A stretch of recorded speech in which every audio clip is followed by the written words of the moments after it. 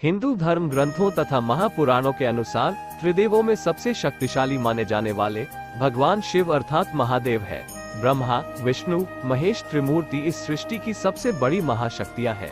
ब्रह्मादेव को छोड़कर भगवान विष्णु और भगवान शिव समय समय पर अवतार लेते रहते हैं ताकि सृष्टि के संचालन को अच्छे से चलाया जा सके। इसके लिए भगवान विष्णु अब तक 9 अवतार ले चुके हैं, जबकि भगवान शिव के अब तक 19 अवतार लेने की कथा का वर्णन किया गया है।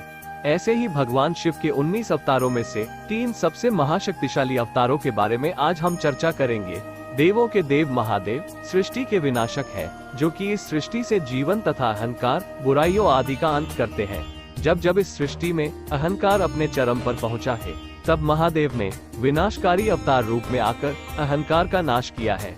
इसलिए आज हम महादेव के 3 सबसे अधिक शक्तिशाली अवतारों के बारे में बात करेंगे। तो दोस्तों आइए शुरू करते हैं। महापुराणों के अनुसार माना जाता है कि भगवान शिव के काल भैरव अवतार को सृष्टि के निर्माण के समय जन्म दिया था। बात ये थी कि सृष्टि के निर्माण से पहले के समय भगवान नारायण और ब्रह्मादेव की उत्पत्ति हुई। तब ब्रह्मादेव को अपने सबसे श्रेष्ठ होने का अहंकार उत्पन्न हुआ। तब ब्रह्मादेव के अहंकार के रूप में ब्रह्मादेव का 5वां सर उत्पन्न हुआ था, जिसको काटने के लिए भगवान शिव ने काल भैरव को उत्पन्न किया था। काल भैरव ने ब्रह्मादेव का अहंकार रूपी पैदा हुआ 5वां सर काट दिया, लेकिन उस वजह से काल भैरव पर ब्रह्मा हत्या का पाप लग गया।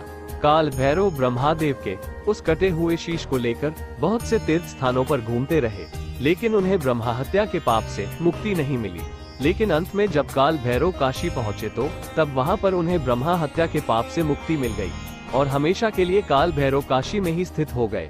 काल भैरव भगवान शिव का पहला अवतार थे, जिन्होंने सृष्टि के रचयिता ब्रह्मादेव का शीश काट दिया था। वह महाशक्तिशाली थे।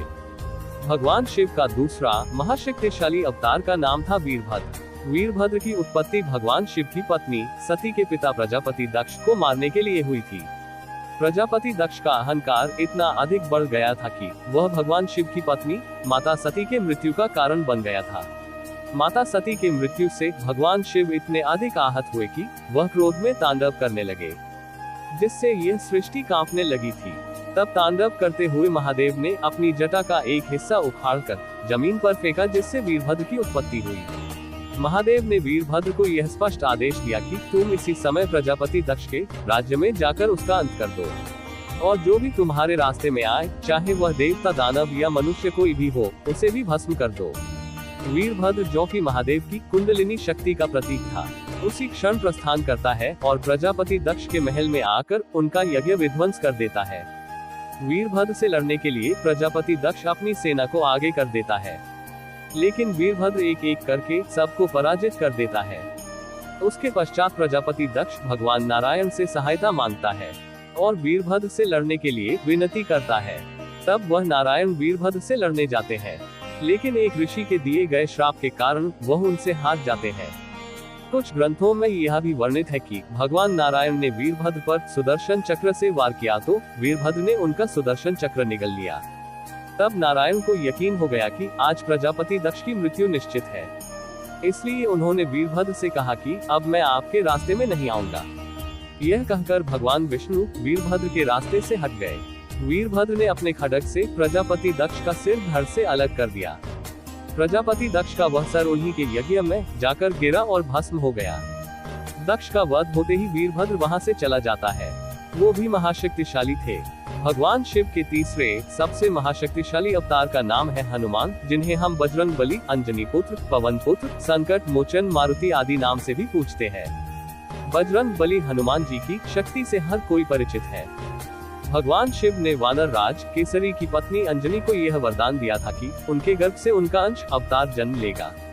बजरंगबली हनुमान जी के जन्म का मुख्य उद्देश्य भगवान विष्णु के अवतार श्री राम के अवतार लीला में सहायता करने के लिए हुआ था।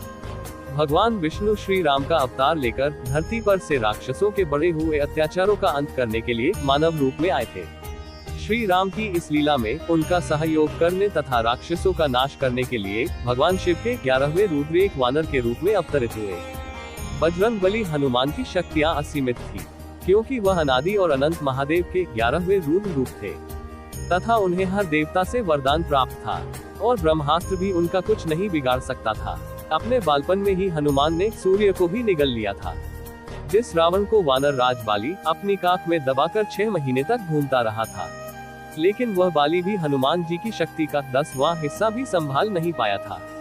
महाबलशाली होने के साथ हनुमान जी बहुत विद्वान थे तथा धर्म और वेदों के ज्ञाता थे। वह अपने शरीर को किसी भी आकार में ढाल सकते थे। माता सीता ने उन्हें 8 सिद्धियां और 9 निधियों के दाता होने का वरदान दिया था। तो दोस्तों, आपको वीडियो कैसा लगा? अच्छा लगा हो तो वीडियो को लाइक और चैनल को सब्सक्राइब करना ना भूलें। हर हर महादेव, हर बार महादेव।